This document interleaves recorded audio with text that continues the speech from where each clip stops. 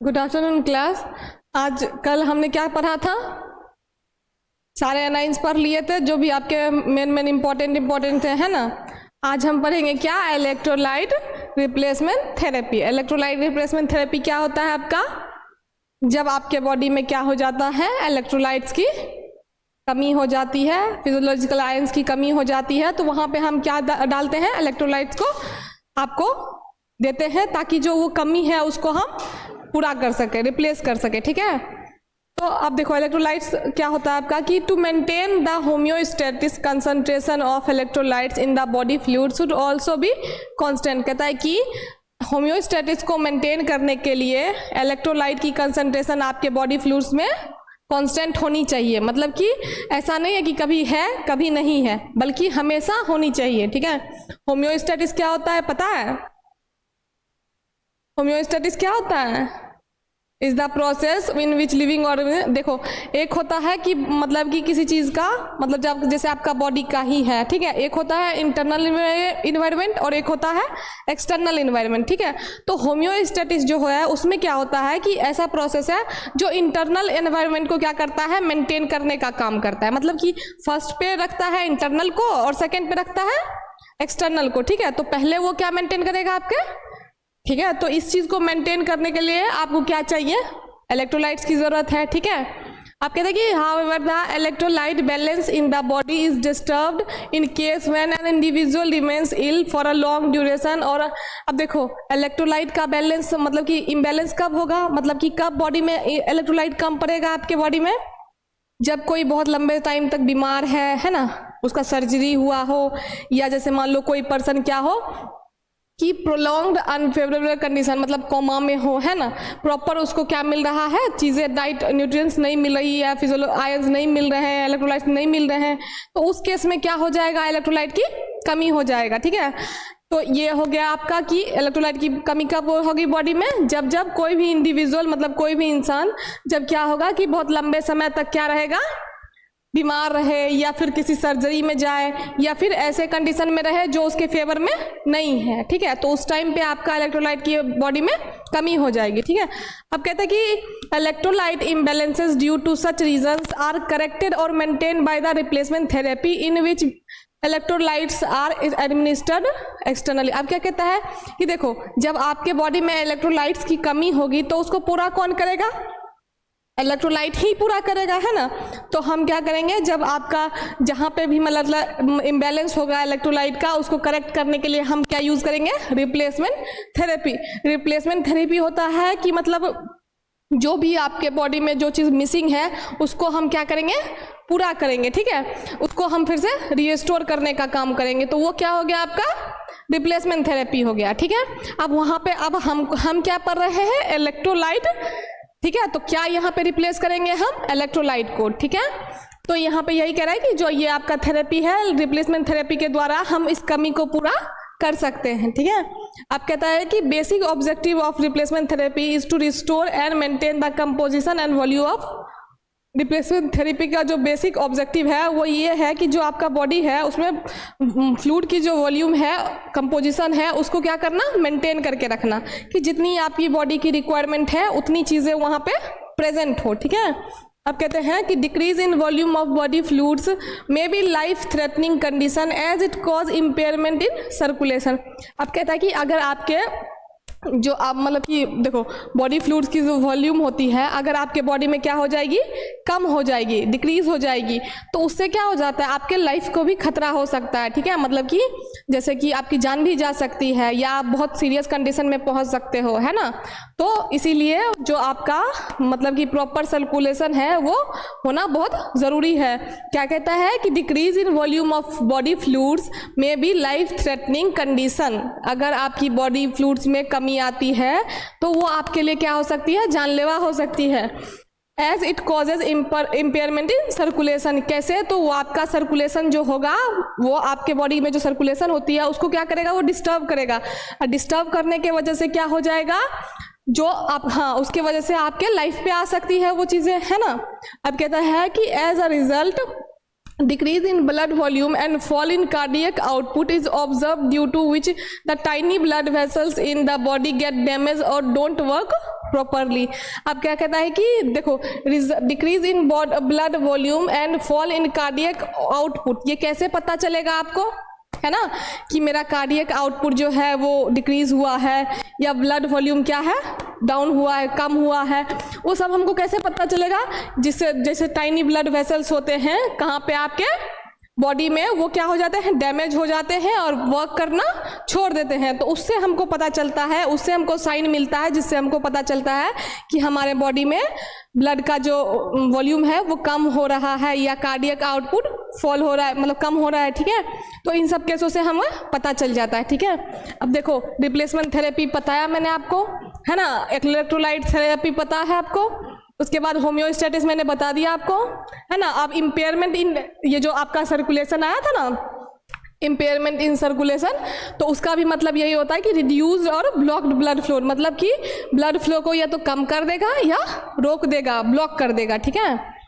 यहाँ तक क्लियर था।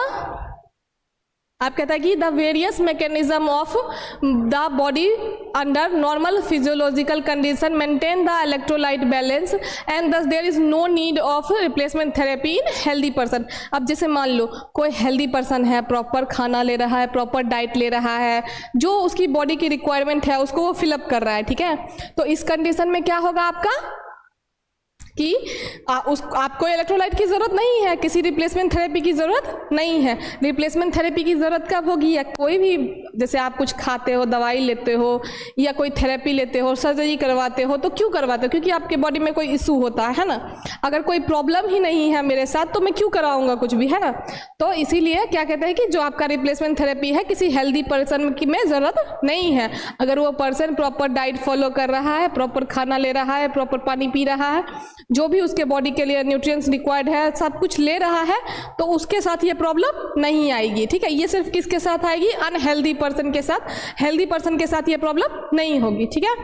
अब है आपका कि how there are may be severe water and electrolytes loss in condition like diarrhoea, prolong fever, vomiting. अब देखो, जैसे कि किसी को बार बार वॉमिटिंग आता है, डायरिया हो जाता है या फिर लंबे टाइम तक फीवर रहता है, तो उस टाइम भी इलेक्ट्रोलाइट का लॉस आपके बॉडी से हो जाता है, ठीक है ना। तो इस कंडीशन में भी हो सकता है, और ये तो नॉर्मल है, वॉमिटिंग होना या मतलब डायरिया होना, लंबे समय तक फीवर आना, ये सब नॉर्मल है। हाँ, ट्रॉमा एक चीज़ है जो आपके लिए क्या है, कॉमन नहीं है। ट्रॉमा मतलब कि मेनली हर किसी को नहीं होता, किसी किसी पर्टिकुलर पर्सन को जो किसी बैड कंडीशन से गुजर रहा था, बैड फेज से जा रहा होता है, या उसे कोई सदमा लगा हो, तो वैसे इंसान के लिए ट्रॉमा है, ठीक है। तो जो ये मेनली जो आपका कमी हो सकता है इन कंडीशंस में भी हो सकता है ना, ठीक है। यहाँ तक क्लियर है आपका। आप कह रहे हैं कि there are usually 3 types of solution used in replacement therapy. अब देखो, ये जो रिप्लेसमेंट थेरेपी है, अब ये तो एक तरह का इलाज हुआ ना, है ना। इलाज हुआ तो इलाज का करने का तरीका भी होगा कि इससे नहीं ठीक हो रहा है तो इससे कर देंगे, इससे नहीं ठीक हो रहा है तो इससे कर देंगे, ठीक है। तो इसी में आपका 3 थेरेपी है। जो आपका पहला क्या है, सोडियम पोटासियम रिप्लेसमेंट, मतलब सोडियम पोटासियम को हम रिप्लेस करेंगे एज अ इलेक्ट्रोलाइट आयंस, ठीक है। दूसरा आपका क्या है, पेरेंटल मैग्नीशियम एडमिनिस्ट्रेशन। पेरेंट्रल जहां पे आ जाएगा, इसका मतलब क्या हो जाएगा, जो आप डायरेक्टली बॉडी में इंजेक्ट करोगे, ठीक है। जैसे आप सुई वगैरह कहाँ से लेते हो, सुई वगैरह लगाते हो ना, इंजेक्शन वगैरह, तो कहाँ लगाते हो, है ना लगाते हो, डायरेक्ट वो ब्लड में जाता है, ठीक है।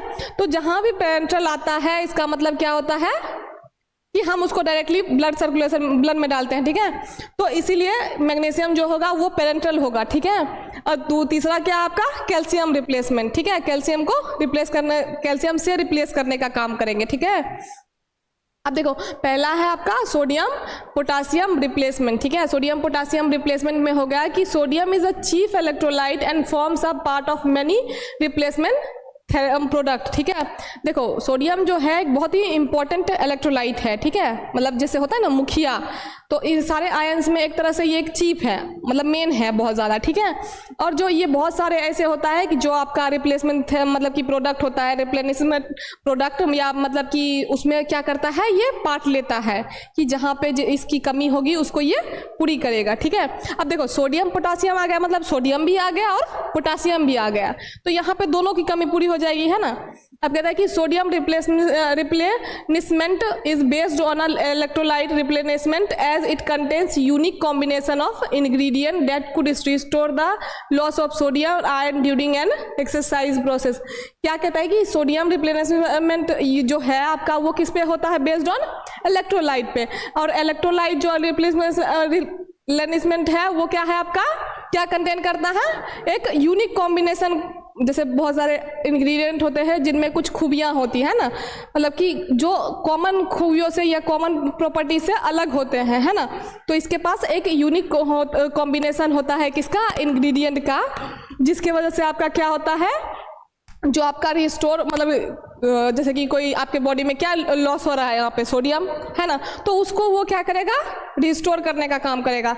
और ये सोडियम जो लॉस हो रहा है वो क्यों हो रहा है, एक्सरसाइज के, जैसे कोई रनिंग कर रहा है, एक्सरसाइज कर रहा है, तो उसकी वजह से भी सोडियम का लॉस होगा, है ना, तो उसको ये फिलअप करेगा, ठीक है, ये प्रोसेस आपका। और कहते हैं to achieve this goal it is necessary to activate the transport system by proper addition of alanine and zinc.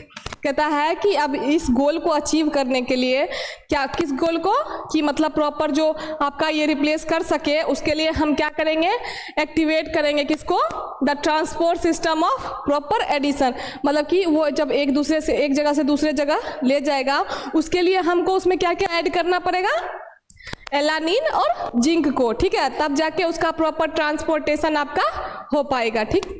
उसके बाद कहते हैं कि this results in the complete and rapid replenishment of an electrolyte as compare to the traditional salt. क्या कहता है कि जो आपका ये रिजल्ट बनेगा जिसके वजह से आपका क्या हो जाएगा, जो आप रिप्लेस कर रहे हो वहां से वो भी पूरा हो जाएगा, और जो आपका मतलब कि पूरा तो होगा और क्या होगा, जल्दी बहुत पूरा हो जाएगा, ठीक है, किसका, as compare as the traditional salt, ठीक है। कहता है कि जो इलेक्ट्रोलाइट की रिप्लेसमेंट होगी वो कंपेयर टू ट्रेडिशनल सॉल्ट बहुत जल्दी हो जाएगी, ठीक है।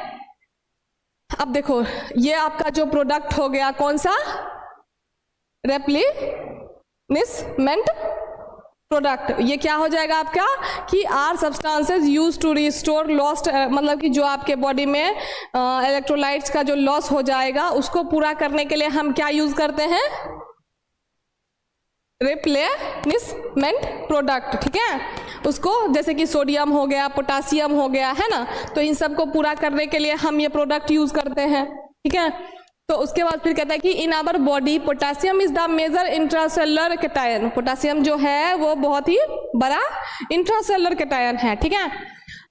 It also helps to regulate muscular contraction as well as neuromuscular excitability। क्या कहता है कि ये एक बहुत बड़ा इंट्रासेलुलर तो है, ठीक है, लेकिन ये क्या काम करता है, किसको हेल्प करता है, मसल को कंट्रैक्शन में और एज वेल एज न्यूरोमस्कुलर के एक्साइटेबिलिटी में, ठीक है, दोनों को में ही आपको ये कौन हेल्प करेगा, पोटासियम, वो तो ऊपर वाली सोडियम थी और नीचे वाली पोटासियम, ठीक है। आप कहते हैं कि for therapeutic purpose potassium salt act as an essential component but when used improperly it में तो बी टॉक्सिक। देखो मतलब कि जैसे कि अगर थेरापुटिक मतलब कि अगर मान लो कि मेडिकेशन के पर्पज से आप यूज कर रहे हो, है ना, तो वो ठीक है, लेकिन जब उसको आप क्या कर रहे हो, इम्प्रॉपरली वे में कर रहे हो, यूज कर रहे हो, तो वो आपके बॉडी के लिए क्या हो सकता है, टॉक्सिक भी हो सकता है। अगर वो कोई चीज़ अगर आपके लिए फायदेमंद है तो वो उतना ही ज़्यादा टॉक्सिक भी है अगर आप एक लिमिट से ज़्यादा उसको ले रहे हो तो, ठीक है। तो ऐसे ही अगर कैल्शियम मतलब पोटासियम को अगर आप प्रॉपर वे में ले रहे हो तो वो तो ठीक है, लेकिन अगर उससे आप क्या ले रहे हो, ज़्यादा ले रहे हो, तो उसमें आपका क्या प्रॉब्लम आएगा कि वो आपके बॉडी में टॉक्सिक इफेक्ट शो करना शुरू कर देगा, ठीक है। तो इसीलिए सिर्फ मतलब एक लिमिट में ही लेना है, ठीक। अब कहता है कि kidneys plays a vital role in absorption and secretion of potassium ion. अब देखो किडनी का काम ही क्या है कि मतलब कि जो एब्जॉर्ब का होता है उसके बाद जो आपके बॉडी से कोई चीज़ बचा हुआ एक्सक्रीटरी मटेरियल होता है, जो वेस्ट प्रोडक्ट होता है, उसको कौन निकालता है? किडनी ही निकालता है ना। तो इसीलिए क्या किडनी का तो बहुत ज़्यादा इंपॉर्टेंट रोल होगा ही, क्योंकि कुछ भी अगर चाहे पोटासियम ज़्यादा हो जाएगा चाहे सोडियम ज़्यादा होगा, दोनों को ही कौन निकालेगा? किडनी निकालेगा। ठीक है। अब कहता है कि जो आपका however aldosterone helps to enhance the reabsorption of sodium as well as the secretion of potassium by kidney. अब जैसे यहाँ पे किडनी आपके एब्जॉर्प्शन और सेक्रेशन में हेल्प कर रहा है ना, वैसे ही एल्डोस्टेरोन जो है आपका हार्मोन्स होता है ना, वो किस में हेल्प करेगा? Reabsorption of sodium as well as secretion of potassium. Sodium को रीएब्जॉर्ब करने में और पोटासियम को सीक्रेट करने में किसके द्वारा करेगा? तो किडनी के द्वारा करेगा। ठीक है। अब कह रहा है कि for the purpose kidney absorb potassium of the body tissue mainly from the tissue of liver and muscle. जो आपका पोटासियम है, मतलब सॉरी किडनी जो है वो क्या एब्जॉर्ब करता है? पोटासियम। कहाँ से? बॉडी टिश्यू से, है ना। और कहता है कि मेनली कौन से टिश्यू से? ऐसे टिश्यू जो लिवर में प्रेजेंट रहते हैं और मसल्स में प्रेजेंट रहते हैं। ठीक है। अब कहता है कि losing too much potassium happens when the kidney and digestive system remove too much it from the body. अब देखो पोटासियम की कमी कब होगी? जब बहुत किडनी ने क्या होता है कि बहुत ज़्यादा पोटासियम आपके बॉडी से रिमूव कर देता है ना, तो बहुत ज़्यादा एक्सक्रीट होने रिमूव होने के जाने के बाद उस चीज़ की आपकी बॉडी में क्या हो जाती है? कमी हो जाती है। ठीक है। और ये किसके वजह से होता है? किडनी और जीआईटी की वजह से, है ना, क्योंकि वो रिमूव कर देते हैं हमारे बॉडी से। अब कोई चीज़ को अगर एक्सेस अमाउंट में, मतलब कि अब मान लो आपके बॉडी में 5 ml है ना, उसमें से 4 ml रिमूव ही कर दिया, तो आप चल पाओगे 1 ml में? नहीं ना। तो 1 ml को रिमूव करना है और 4 ml रखना है, ऐसा होना चाहिए, है ना। लेकिन आप जब ज़्यादा रिमूव करते हो तो उस चीज़ की आपके बॉडी में क्या हो जाएगी? कमी हो जाएगी। ठीक। आप कहते हैं कि क्या कहते हैं the main causes of renal excretion of potassium are, देखो डायरेटिक थेरेपी हो गया। ठीक है। उसके बाद आपका क्या होगा? डायरेटिक थेरेपी में क्या होता है कि जो आपका मेडिसिन, ऐसे मेडिसिन होते हैं जो बॉडी में जो एक्सेस अमाउंट ऑफ वाटर या सॉल्ट होता है उसको ये रिमूव करने का काम करते हैं। ठीक है। कौन? Diuretic therapy. ठीक है। तो ये हो गया आपका कि मतलब एक इसके वजह से आपके बॉडी में कमी आ सकती है ना। दूसरा क्या है आपका? Large dose of anionic drug. सिर्फ एनाइनिक ड्रग का ही डोज आप ले रहे हो, है ना, हैवी में, खाली निगेटिव चार्जेस वाले एनायंस आप ले रहे हो, है ना, तो उसके वजह से भी हो सकती है। ठीक है। अब कहता है कि रेनल डिसऑर्डर। रेनल डिसऑर्डर क्या होता है? रेनल जहां भी ये टर्म आए उसका मतलब क्या हो जाता है? किडनी। कोई भी किडनी से रिलेटेड प्रॉब्लम जहां भी आया उसको हम क्या कहते हैं? रेनल डिसऑर्डर होता है। ठीक है। इसमें होता है कि affecting the kidney which can reduce their ability to filter. Kidney का काम ही क्या है? फिल्टर करना, है ना। तो जब किडनी में प्रॉब्लम आएगा तो उसका फिल्टर का जो रेट होगा वो कम हो जाएगा, है ना, कम हो जाएगा। उसके बाद वो बॉडी फ्लूइड्स को भी मतलब प्रॉपर तरीके से क्या कर नहीं पाएगा? मेंटेन नहीं कर पाएगा। फिर रेगुलेट इलेक्ट्रोलाइट्स को भी रेगुलेट नहीं कर पाएगा, है ना। तो इसीलिए एक ये भी हो गया कि रेनल डिसऑर्डर भी हो गया। इसका कारण किसका कारण? The main causes of renal excretion of potassium. Potassium का जो किडनी से एक्सक्रीशन होता है उसका कारण क्या होता है? तो डायरेटिक थेरेपी हो गया एक आपका, जिसमें वो एक्सेस अमाउंट ऑफ वाटर और सॉल्ट को हम क्या करते हैं? रिमूव कर देते हैं। फिर दूसरा क्या हो गया कि large dose of anionic drug. बहुत बड़ा डोज ले रहे होते हम, कौन सा? एनाइनिक ड्रग्स के। ऐसे ड्रग्स जिन पे कौन से चार्ज हो? निगेटिव चार्ज हो। ठीक है। या फिर रेनल डिसऑर्डर के वजह से। ठीक है। यहाँ तक क्लियर है? आगे इसके बाद हम पढ़ेंगे बहुत सारा, इसमें और भी है। जैसे आपका एक आया ना कि मतलब ये सोडियम, तो सोडियम में और भी एग्जाम्पल है कि सोडियम का हम रिप्लेसमेंट थेरेपी कैसे करेंगे। तो उसके लिए एग्जाम्पल ले लिया है सोडियम क्लोराइड, पोटासियम क्लोराइड। अब सोडियम और पोटासियम दोनों है तो सोडियम भी आएगा और पोटासियम भी आएगा, दोनों का कॉम्बिनेशन भी होगा। ठीक है। और सिंगल सिंगल भी रहेंगे। तो ये 2 एग्जाम्पल हो गया। फिर आपका हो गया कंपाउंड सोडियम क्लोराइड सॉल्यूशन। ठीक है। ओरल डिहाइड्रेशन, जिसको हम ORS कहते हैं। ठीक है। इन सब के बारे में भी हम कल पढ़ेंगे। ठीक है। यहाँ तक क्लियर है? ठीक है। Thank you.